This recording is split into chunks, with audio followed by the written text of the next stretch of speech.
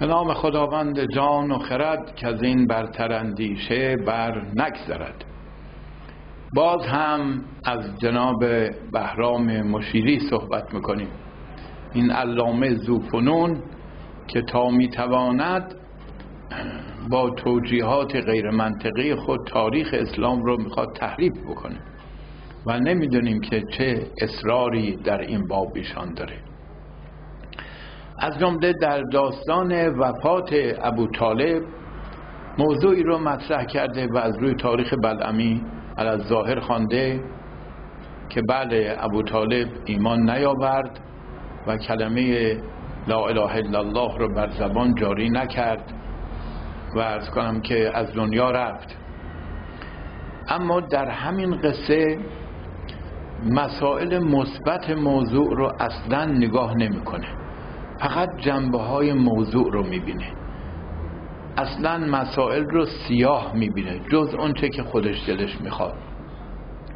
در این داستان آمده بود که پیامبر اصرار کردند و حتی گریستند به طوری که شانهاش حرکت میکرد و ابوطالب گفتند که شما کلمه لا اله الا الله رو در این لحظه ها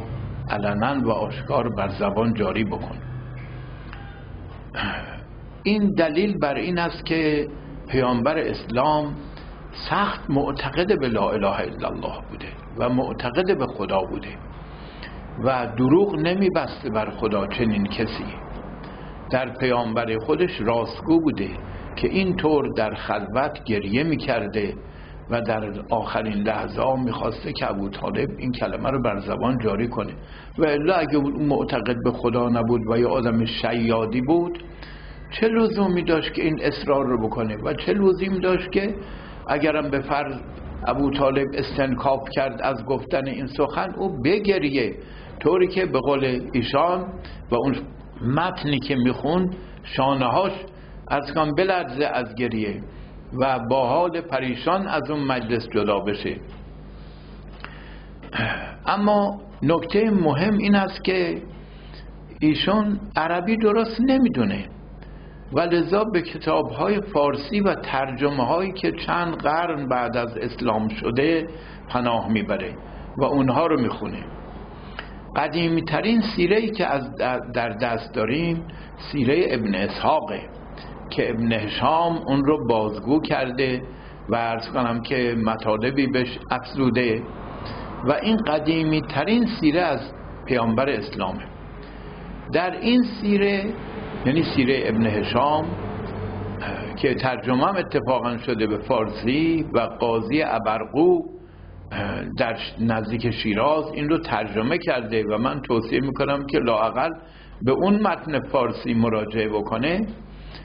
ایشون که بی بهره است از متن اصلی که به زبان عربی است. اونجا مطالبی آمده که نشون میده ابوطالب اسلام آورده و کلمه لا اله الا الله رو بر زبان جاری کرده و اون استنکافی هم که اول داشته به خاطر این بوده که نگویند ابوطالب از ترس مرگ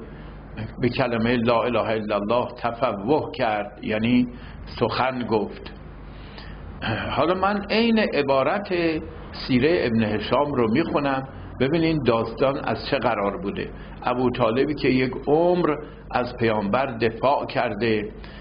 و نخواسته که آشکارا اظهار اسلام بکنه، مبادا او رو هم بکوبن مانند سایر مسلمان ها و نتوانه از پیامبر دفاع بکنه و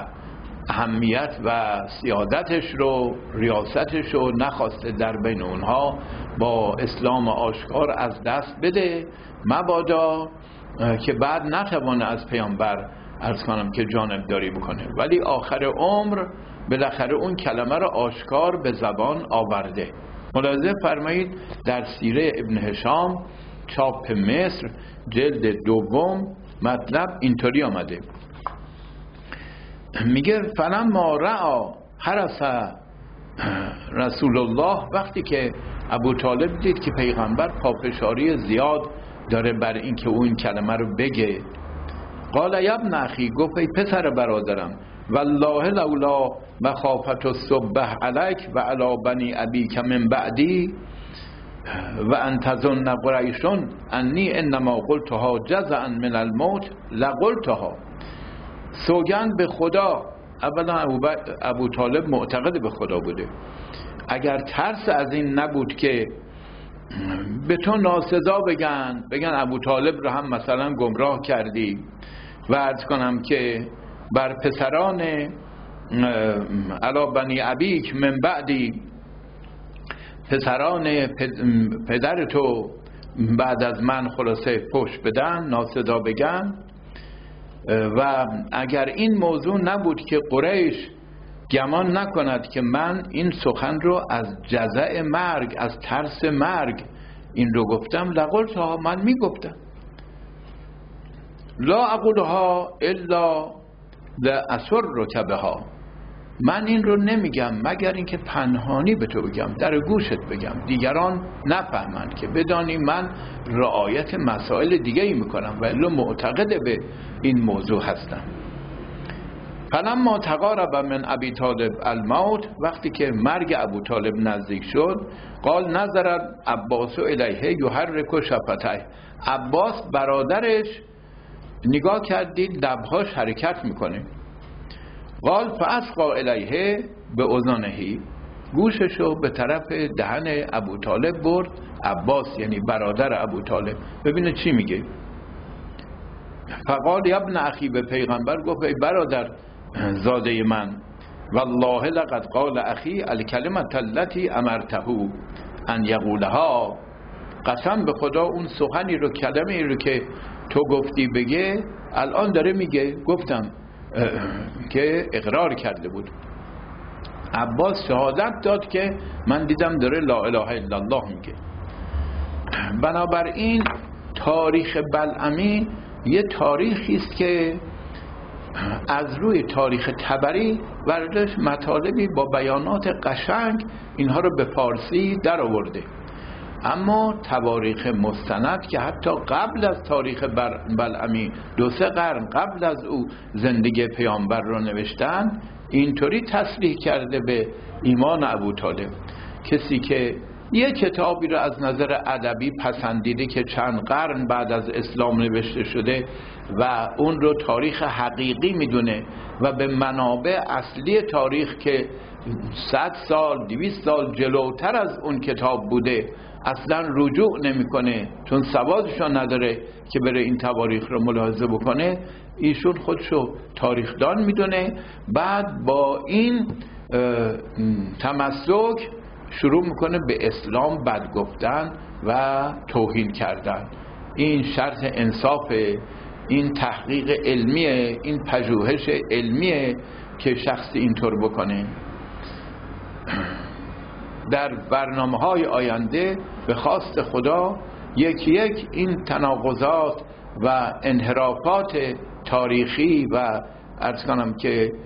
دینی ایشون رو انشاءالله بازگو میکنیم تا کسانی که توجه به این قضایا دارن و فریفته شدن بدانند که حد ایشان در تحقیق تاریخی چه اندازه است. فبشر عباد الذین یستمعون القول فیتبعون احسنه، بشارت و نوید باد بر اون کسانی که همه سخنان رو میشنون و صحیح ترین و منطقی ترین و مستند ترینش رو پیروی میکنن. و السلام علیکم و رحمت الله.